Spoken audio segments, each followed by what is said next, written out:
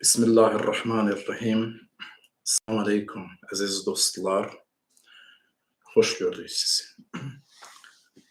Bugün bir sıra mövzulara toxunmalıyıq. Eyni zamanda diskursun zəruriliyi məsələsidir.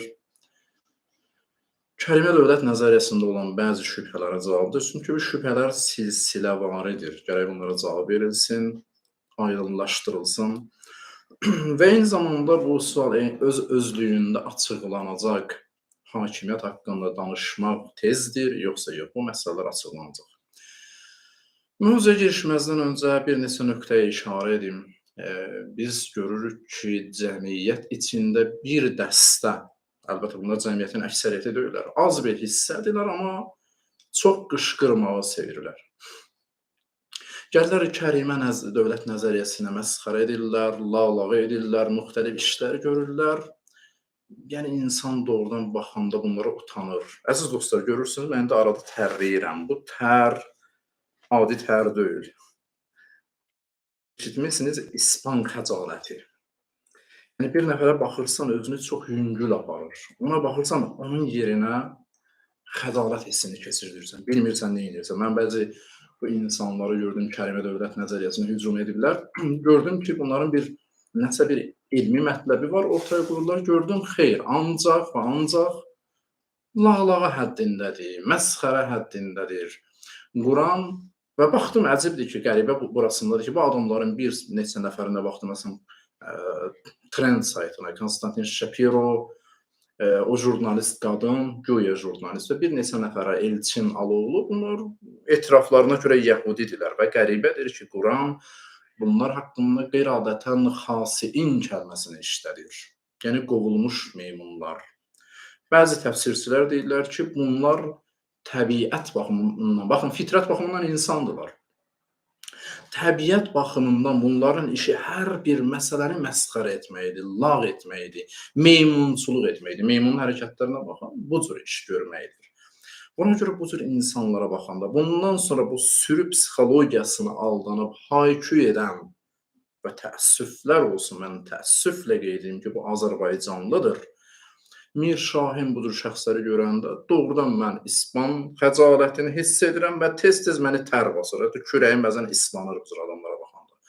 Axı, bığı burma, yekən insanlar, bunlar başa düşmədikləri mətləb haqqında bu cür məsxərə etmək yaraşmaz. Yəni, artıq ömrünüzün çoxu keçib. Mən bir neçə kəlmə ilə bu kərimə dövlət məsələsini biraz izah edeyim dostlara, sonra keçək əsas şübhələrə. Baxın, biz kərimə dövlət deyəndə bu mahiyyətdən söhbət getmir burada. Mahiyyət tərif istəyir. Biz bundan işimiz yoxdur. Yaxud formasından söhbət etmirik. Bu sifətdir. Cənab, əgər siz sifətin nə olduğunu bilmirsinizsə, biz qısa izah verək sizə. Yoxsa bu cür çıxıb ekranda və sair yerlərdə bu cür hərəkətlər edin, özünüzü yüngül götürün. Ömrünüzün çoxu keçib gedib. Bir oturun, düşünün. Mən qısa izah edim. Başa düşün, nədir məsələ? Sifət, yəni əşyanın necəliyini bildirir. Deyirlər, məsələn, filan dövlət təcavüzkar dövlətdir, filan dövlət zəifdir, işğalçıdır, xalqına zülm edəndir və s. Biz də deyirik ki, bunun müqabilində, bu sifətlər müqabilində kərimə dövlət. Kərimə dövlət nədir? Yəni, həm xalqdan qaynaqlanır, həm xalqın ehtiramını saxlayır. Necə? Qısa izah edin.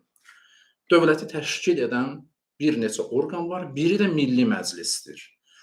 Bu Milli Məclis, yəni kərimə dövlət nəzəriyyəsində Milli Məclisdə heç vaxt deputat çıxıb bir nəfər insan, jurnalist, hər kim olsun, üzr istəyirəm, Mir 3 nöqtə adlandırmır. Buna icazəsi yoxdur, haqqı yoxdur. Qanun buna icazə vermir və buna icazə verməyən qanun eyni zamanda məmurlar üçün ilk növbədə icra olunur. Xalqa qarşı mehribandır, amma məmurlara qarşı sərtdir. Bu insanı sındırmırlar, şəxsiyyətini sındırmırlar. Yəni, gəlsin bir nəfər dövlət məmuru Mir 3 nöqtə müraciət etsin, sonra gəlsinlər bu adama ev versinlər, pul versinlər, şəxsiyyətini sındırsınlar və bu da gəlsin saray bülbülü rolunda çıxış etsin və məsələn, hansısa bir ruhani haqqında təhqiramiz ifadələr etsin. işlətin. Bu insanın sınmağının son həddidir. Kərimə dövlət nəzəriyyəsində insanın şəxsiyyətinin sınmağına icazə yoxdur. Başa düşdünüz? İndi kərimə dövlət nədir? Sadə dillə izah etdim kitabı. Məsələlərə çox varmayın axı. Sözünüz varsa mən istədim görüm bunların hansısa bir elmi mətləb var ortaya qoyulur. Gördüm xeyr, ancaq məsxərədən, lağlaqlıqdan ayrı bir məntiqləri yoxdur. Bu məntiq zəif, məntiqdir bir. İkinci, bu məntiqlə bizi meydandan çıxara bilməyəcəksiniz, çünki deməyə sözünüz var. Üçüncü, bu bizim hüququmuzdur, konstitusion hüququmuzdur. Dördüncü, bu azad fikir çərçivəsindədir. Beşincisi, biz heç vaxt ixtişaşa, bu nəzəriyyə çərçivəsində çevrilişə və s. dəvət etmirik. Fikir tərzidir və bir ideologiyadır, fikirdir. Bunun eybi yoxdur. Əgər narahatsınızsa, bir cür edin ki, qıraqdan baxan sizə gülməsin. O futbol azarkeşlərini görmüsünüz. Bəzən görürsən ki, bir atmosfera yaranır, hamı qışqırır, bir də gördün ortada o Mir Şahin kimilər də çıxır. Heç bir buna söz verən yoxdur. Yəni adam yerinə qoyan yoxdur. Uzaqbaşı buna bir mənzil veriblər. Ölkənin yiyələri, yiyənləri məlumdur. Bu da çıxır, qışqırır, bir dənə skamya vurub, qırır, nəsə edir ki, çünki bu kütlənin içində o psixoloji bir nöqsandır. Bunu izah eləyəcək, toxunacaq ki, bu psixoloji nöqsanı hardan qaynaqlanır, məsxərə etmək. Quran deyir ki, bunun kökü cəhalətdir. Buna toxunacaq. Çünki məsuliyyət hissini itirir, hamı qışqırır, hamı edir və mən də bunu edirəm. Yox, belə deyil. Artıq ömrünüz keçib, oturun, ağıllı adam kimi, sözünüz varsa söz deyin, tənqid edin, ağıllı, insaflı, dialoq qurun. Bu cür ucuz hərəkətlərlə etməyin bunu, eyibdir, eyibdir və bizi də çox utandırmayın. Qıraqdan da baxırlar, xaricdən baxırlar və deyirlər ki, əgər xalqın ziyalısı budursa, gör ziyalı olmayan hansı gündədir. Və bir ikincisi də xalqın şuuruna təhqirdir. Siz istəyirsiniz ki, xalqı məsələn bu cür təhqirlər və yaxud avtobab və ayaq yolu həddində onlarla danışasınız. Xeyr, əgər tənqidiniz varsa, buyurun elmi tənqid edin. Əgər savadınız, ağlınız çatırsa, əgər başa düşürsünüzsə, dövlət nədir, dövlət haqqında dediyim məsələlər, dövlətçilik nədir, xalq nədir, ölkə nədir, bəziləri belə millət nədir, millətçilik nədir, bütün bunlar nədir? Əgər başa düşürsünüzsə, bunlar haqqında danışın. Bəziləri bu cür qələmə vermək istəyirlər ki, kərimə dövlət Azərbaycan dövlətinin müqabilindədir. Biz təzədən izah edirik, sadə dillə izah edirik. Ümidvarıq ki, siz bunu başa düşəsiniz və çıxıb televiziyada, orada, burada bu cür hərəkətlər eləməyin. Eyibdir, hər halda adam görəndə utanır doğrudan. Bilmirsən nə deyəsən. Kərimə dövləti, Azərbaycan dövləti müqabilində olan nəzəriyyə deyil. Bu dövlətin sifətlərindən biridir. Yəni öz xalqına doğrudan hörmət qoyan ki, gələn söhbətlərimizdə açıqlayacaq ki, bu nədir. Hər halda keçək əsas sualımıza. Diskursun zəruriliyi. Diskurs zəruridirmi? Bir kəlmə ilə deyə bilərik. Bəli, diskurs zəruridir. Nə üçün zəruridir? Biz bu nəzəriyyəni açıqlayanda bir söz işlətdik. Dedik ki, bu nəzəriyyədə silahlı çevriliş olsun, bəli bir 10, 20, 30, 100 nəfər gəlsin, silahlı çevriliş etsin, zor gücünə. Bu yoxdur. Deməli, bu yoxdursa nə etmək lazımdır? Vətəndaş birliyinə ehtiyac var.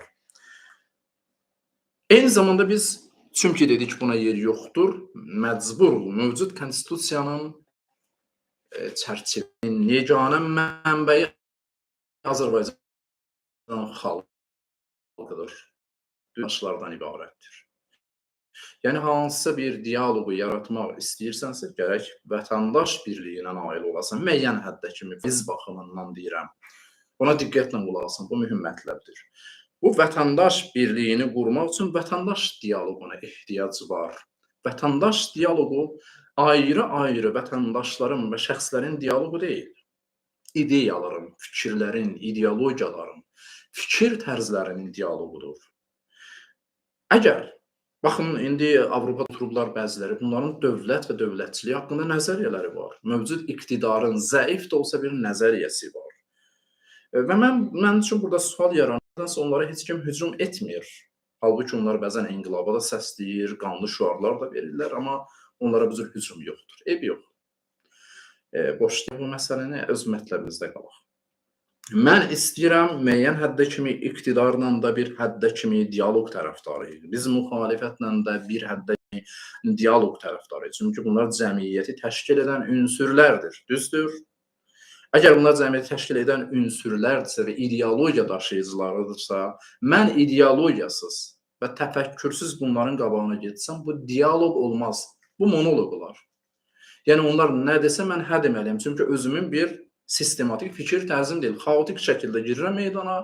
Bunlar nə desəm məcburam onu təsdiq edəm. Buna görə bizdə hər halda bir fikir tərzimiz var. Müsəlmanıq, Azərbaycanlıq, bizim kimliyimiz var və kimlik bəhsini biz dəfələrlə danışmışıq. Bir də izah edəcəyik. Kimlik 5-6 hissəyə əsas kimlikləri bölərik və söhbət edərik. Halbuki vaxtda söhbət etmişik, eyb yoxdur. Bir də açıqlayacaq ki, sadə dillə qoy cənab Mirşahin kimlər bunlar başa düşsün. Görən başa düşmürlər. O ki, gəlirlər, məsxərə edirlər, aftaba və s. Bunların heç bunları muşdayın, qoyun qırağa, çünki bunların şuur və intellekt həddə deyil ki, biz onlarla danışıq. Onlar elə bu cür cəmatı güldürsünlər. Cəmatın bəzilərin xoşu gəlir baxmağa. Qoy baxsın, biz də baxırıq, arada gülürük, eybi yox. O pis deyil, qoy eləsinlər. Öz mahiyyətini açsınlar. Deməli, vətəndaş dialoqu, yəni fikirlərin dialoqu. Yaxşı, əgər mənim fikrim yoxdursa, mənim bir sistematik fikir tərzinə malik deyiləmsə, hansı vətəndaş dialoqundan danışmaq olar? Bu olur monoloq, yəni o qarşı tərəf danışacaq. Mən də bəli, bəli və bəli deməliyəm, qutardı getdi. Ya da yox deməliyəm və ondan soruşsalar, yaxşı sən nə vermək istəyirsən bunun yerinə, mənim cavabım olmasa qutardı getdi. Məcburam, avtomatik olaraq bunu qəbul edim. Biz bunun üstündə işləməliyik və təkrar deyirəm, bu hər bir Azərbaycan vətəndaşının konstitusiyon haqqıdır. Bu elementar məsələni dərk etsinlər. Deməli, sonraki məsələ. Bunun üçün gərək mən diskurs yaratmağı bacaram. Diskussiyadan fərqlidir. Diskussiya, diskursun ancaq bir yol ola bilər. Bundan sonraki mərhələ və ən mühüm mərhələlərdən biridir. Baxın, diskurs öz-özlüyündə nədir? Mənim bir ideologiyam var, bir fikrim var, fikir tərzim var. Bunu ya söz formasında, cəmiyyətə yazılı və ya şifahi formada mən cəmiyyətə çatdırıram, cəmiyyət bunu qəbul edir, danışır, rədd edir, qəbul edir, təbii haldır. Ya da ki, yox, qeyri-söz formasında. Baxın, modernizm diskursunun yaranması, həm diskurs deyə bilərsiniz, həm diskurs deyə bilərsiniz. İkisi də düzdür. Yaranması artıq 200 il vaxt istədi. Həm fəlsəfi, fikri baxımdan oldu, sözlə oldu, əsərlərlə oldu, danışmaqla oldu, yazı ilə oldu, həm də yadınıza salam, Michelangelo'nun Adəmin yaranması. Mən demişdim, vaxtda danışacağım. Böyük bir dənəm fəlsəfə var burada, modernizm fəlsəfəsini özündə cəmləşdirib. Ya da Leonardo da Vinci'nin əsərlərini götürür. Bunlar qeyri-sözdə diskursun yaranmağına xidmətdə 200 il vaxt istədi. Yəni, belə deyir ki, mən bugün başlayıram, bəli, sabah diskurs intellektual səviyyədə hətta hazırdır və bundan əlavə diskurs intellektual səviyyədən cəmiyyətdə təcrübə, sosial təcrübə həddinə keçməlidir. Buna deyirlər, diskursiv sahə formalaşmalıdır. Bu bizim haqqımızdır, hüququmuzdur. Niyə bunu cəmiyyətə qadağan etmək istəyirsin? Yəni, məsələn, bu məsxərə etməklə, lağlağa etməklə bizi bundan çəkindirə bilərsiniz. Mən deyirəm, biz sırf qanuni çərçivədə bunu edirik. Ona görə heç bir qorxumuz, çəkindiyimiz yer yoxdur. Biz təhqirə əsla yol vermirik. Və eyni zamanda bu diskurs çərçivəsində biz heç bir sevgilişə və s. dəvət eləmirik. Biz istəyirik bəhslər geçsin bu cür qabağa. Aydındır. Deməli, diskursiv, intellektual diskursdan biz keçməliyik cəmiyyətdə sosial təcrübə sahəsini, buna deyirlər diskursiv sahə. Və dediyim kimi, 1 ay, 2 ay, 3 ayın söhbəti deyil. Buna görə deyirəm ki, harca bu məsələlər 20-30 il bundan qabaq başlanmalı idi ki, indi bizim üçün adi olmalıdır. İndi əmin edirəm sizi, bizim milli məclis deputatlarımız olar, bizim haqqımızdır. Nəyə görə? Mən üzr istəyirəm, konstitusiyada bir neçə dəfə dəyişikliklər olub. Bir dəfə İlham Əliyevin məsələn yaşı düşmürdü, ona görə dəyişikliklər etdilər. Bir dəfə ayrı məsələyə görə. Nəyə görə konstitusiyada məsələn dəyişikliklər olmasın? Məsələn, hansı dəyişiklik? Məsələn, bu dediyim 1-ci maddənin 1-ci bəndi. Azərbaycan Respublikasında dövlət hakimiyyətinin yeganə mənbəyi Azərbaycan xalqıdır, nöqtə. Amma bundan sonra xalq unudulur. Burada bir dənə gözəl və şirin bəhs var ki, biz bunun yerinə bir xalq mehvərlilik nəzəriyyəsini veririk və deyirik ki, bundan sonra da hakimiyyət xalqın xidmətində olmalıdır. Hakimiyyət məmurların xidmətində olmamalıdır. Üzr istəyirəm, hansısa bir insanın atası, mən çox üzr istəyirəm sizdən, çünki bu mövzular amma cəmiyyətdə olan reallıqları deyirəm. əxlaqsız yuvası açıb pul qazanıb, oğlunu Milli Məclisə salır və Milli Məclisdə onun vasitəsilə qanun qəbul olunur və xalqa təhkim olunur. Xeyr, xalq mehvərlik olmalıdır. Yəni əsas bu məmurlar deyil, xalq olmalıdır. Qanun məmur üçün möhkəm və sərt olmalıdır, xalq üçün isə yumşaq olmalıdır. Xalqa çox əziyyətə salmamalıdır. Xalq üçün iş yerləri açmalıdır, xalqın kəraməti qorunmalıdır. Kəramət aydın oldu sizin üçün?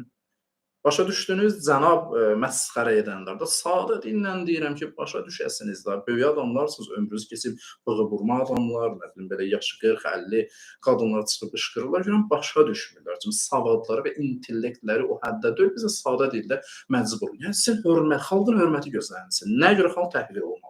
Nəyə görə bir neçə milyon qıraqda olmalıdır? Nəyə görə təhsilimizin səviyyəsi bu həddə olmalıdır? Nəyə görə Azərbaycan xanımı küçələri süpürməlidir? Və sair və ilaxır. Bunlar bizim dərdimizdir. Biz bunları həll etməliyik. Bunun adı kərimə dövlətdir. Sifətdir. Dövlətin sifətidir. Mən sadə dillə izah edim ki, siz başa düşəsiniz. Ona görə diskursun biz zəruriliyini görürük və dediyimiz kimi, əgər modernizm fəlsəfəsinin üç əsas kökü olan subyektivizm, humanizm və sekulyarizm bir 150-200 il vaxt istədi, bunu cəmiyyətin içinə yeritsinlər və dediyim kimi həm diskursiv, intellektual diskursiyadan keçsin, diskursiv cəmiyyətdə olan təcrübəyə və diskursiv sahə təkmillərsin bir xeyli vaxt istədi. Buna görə biz kaş bu məsələləri 20-30 il bundan qabaq başlayaydıq. Əminəm, çünki bizim geniş bir nəzəri bazamız var və eyni zamanda sosial təcrübəyə də müəyyən qədər malik İslam tarixində ki, mən o mövzulara toxunmuram və biz gəlib rahat şəkildə nəyə görə Milli Məclisdə Azərbaycan xalqını təmsil edən millət vəkili olmasın. Kimliyini itirmiş millət vəkilidir, dövlət məmuru idi, kimdir gəldi, Azərbaycan xanımlarını qarğa adlandırdı. Bu yaddan çıxardıb ki, 1400 il bu qabaq bunun nənələri, 1400 il ərzində artısa bunun nənələri bu geyimdə olub. Buna görə deyirəm, bizdə həqiqətdə erməni mədəniyyəti bizə qalib gəlib. Mədəniyyət baxımından, çünki Azərbaycan qadını bu cür geyinməyib. Siz onu normal qəbul edirsiniz, amma Xurşidbanu, Natəvan, Məhsədi, Gəncəvi və sairələri kimi geyinəni qarğa-qarğa adlandırırlar. Bu deməkdir ki, öz milli kimliyini itirib. Bu kimlik üstündə biz işləməliydik. Bunlar hamısı həmin diskursiya sahəsinə aid olan məsələlərdir. Mən ümidvaram ki, bu məsələni mən qısa izah elədim ki, bəli, bizə diskurs lazım idi, diskurs zəruridir və hakimiyyət haqqında danışmaq heç də tez deyil, bizim təbii haqqımızdır. Axı biz demirik ki, biz sabah çevriliş edərik, haransı partladarıq və əslən biz qəbul etmirik bu məsələni. Aydındır. Bu diskurs çərçivəsində biz bunu qəbul etmirik. Və buna görə biz nə etməliyik? Təkrar, sadə dildə deyirik. Biz cəmiyyətin müəyyən nisbi əksəriyyətinə malik olmalıyıq. Nisbi əksəriyyəti ələ gətirmək üçün vətəndaş dialoq lazımdır. Vətəndaş dialoqunu aparmaq üçün ideoloji bir bazanız olmalıdır. İdeoloji bazanı qurmaq üçün və bütün bu prosesə təsir göstərmək üçün diskurs qurmaq lazımdır. Buna görə biz çox gecikmişik, tez deyil bu məsələ, əziz dostlar. Mən çalışdım müəyyən qədər sadə dildə izah edim və əminəm ki, dostlara bundan sonra şübhələr qalmayacaq. Biz gələn söhbətlərimizdə gələcəyik, müxtəlif yöndən bu məsələləri açıqlayacağıq. Dostlar bilirlər, mən bəzən gecə səhərə kimi otururam, bəzi rayonlar haqqında, bunların iqtisadi potensialları haqqında materiallar çıxardıram, işləyirəm, fikirləşirəm. Dostlar da bu işləri görürlər, iş çoxdur. İş həddindən artıq çoxdur, biz iş görməliyik, sürətlə də qabağa getməliyik. Dünyada gedən proseslər bizə ayrı şeylər deyir. Bunların hayküyünə baxmayın, bəzən insan hayküydən, əgər bunlar insan demək düzdürsə, qorxur və gəlir Azərbaycan anasını təhqir edir, qara-qarğa kimi ifadələr ağır sözlərdir. Bunlara görə bilmirəm, bunlara ağır sözlərdir, bunları işlətdilər. Və eyni zamanda gəlir haykü edir, cəmaatın fikrini yandırır. Xeyr, hadisələr sürətlə ayırıb səmtə doğru gedir. Biz bu səmtin nəbzini tutmalıyıq, bu nəbzi hiss etməliyik və buna əsasən proqram tökməliyik. Bunun adı tarixin dolambacıdır. Əgər biz bu dolambacda düzgün və qətiyyətlə rəftar etməsək, süqut edərik. Yəni, oradan düşərik üzrə aşağı. Dəfələrdən tariximizdə bu hadisələr bizimlə baş verib ki, mən buna keçmiş söhbətlərimdə işarə eləmişəm. Beləliklə, mən burada bir neçə məsələyə bir daha təkrar deyirəm, işarə elədim ki, burada kərimə dövlət nə deməkdir? Azərbaycan dövlətinin müqabilində bir sifətdir və izah elədim məsələni. Gələn söhbətlərimizə toxunacaq və eyni zamanda görürəm ki, bu əzizlərimiz çıxırlar, bu tənqid edirlər, təhqir edirlər. Dövlət, hökumət, ölkə, xalq, millət, dövlət, dövlətçilik, bunlar arasında fərqi bilmirlər. Gərək bunları bir dərs qoyaq, bunlara izah edək, bu təbiidir. Eyni zamanda vətəndaş cəmiyyətində dialoqun zərurliyinə toxunduq, bütün məsələlərə toxunduq. Mən fikirləşirəm, bir gün kifayət edir. Eyni zamanda, əziz dostlar, mən bunu deməyi yaddan çıxartdım. bizim Instagram səhifəmiz huseynun.az da faaldır. Oradan da bizi izləyə bilərsiniz. İmkan həddində bunu paylaşın və ümidvaram ki, bizi bu məsxərə edənlərdə bu cürət tapılsın, qulaq assınlar, axırı kimi dinləsinlər və öz fikirlərini islah eləsinlər. Bu cür qabağa getməyəcək. Biz hər halda bir gəminin içindəyik. Azərbaycan adlı bir gəminin içindəyik. İstəsək də, istəməsək də biz birimizdən diyaloqa məhkumuq. Diyaloqa məhkumuq. Fikir tərzimizdən asılı olmayaraq. Mən müxalifətlə, o birisindən, bu birisindən biz məhkumuq buna. Əgər biz bu diyaloqu qurmağa bacarmasaq, bu gəminin batmağı deməkdir. Buna əmin olun. Buna görə bu nöqtələri mən işarə edim. Mən sizə təşəkkür edirəm. Gələn söhbətlərimizdə fikirləşirəm ki, bu yöndə olacaq. Bir sıra qaranlıq nöqtələri biz aydınlaşdıracaq. Dostlar diqqətlə izləsinlər və Kərimə Dövlət Nəzəriyyəsini tam ciddi götürsünlər. Əssalamu aleykum və rəhmətullah. Mən sizin hamınıza təşəkkür edirəm, əziz dostlar. Çox sağ olun.